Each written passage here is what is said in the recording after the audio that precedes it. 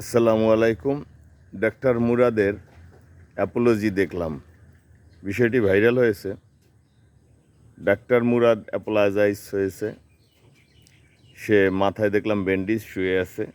আগের ভিডিও না ইদানিংকার ভিডিও তা জানি না, তবে ভিডিওটি ভাইরাল হয়েছে এবং তিনি বলেছেন যে হেফাজত এবং কওমিকে গালি দেওয়ার জন্য তার উপরে বিভিন্ন রকমের বিপদ আপদ হচ্ছে, আল্লাহ খুশি হয়েছে এবং সে শাস্তি পাচ্ছে। এ থেকে পরিত্রাণের জন্য সে ক্ষমা চাচ্ছে সবার কাছে। আসলে বিষয়টি আমরা ক্ষমা করে দেব সবাই ডক্টর মুরাদকে। ক্ষমা মহত্বের লক্ষণ, মহত্ব, এবং মুসলমানের জন্য এটা জরুরি। কিন্তু বিষয়টি হচ্ছে মুরাদ সাহেব কিন্তু আসলে সরল মানুষ, সাধারণ মানুষ, সরল মানুষ, সাধারণ মানুষ এবং কম বুঝে, তাই বলেই সে কিন্তু শুরুর থেকেই অসংলগ্ন অনেক কাজ করেছে। নায়িকাকে ফোন দিয়ে যেসব কথা বলেছে, তার মতো তার মানের একজন লোক এটা করতে পারে না।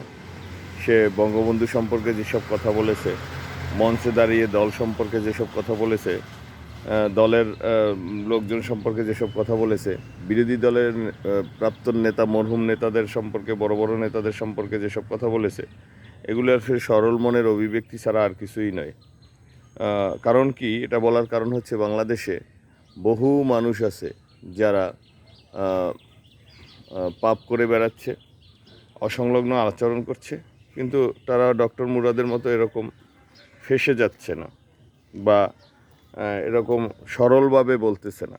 সরলভাবে বলে ফেঁসে গিয়ে আবার মাপ চাওয়া, এই ধরনের এই পরিস্থিতিতে যায় নাই। কিন্তু পাপে জর্জরিত মানুষের অভাব নাই। বিভিন্ন রকমের প্রবলেম তাদের মধ্যে, অসংলগ্নতা এবং অস্বাভাবিকতা তাদের মধ্যে থাকে।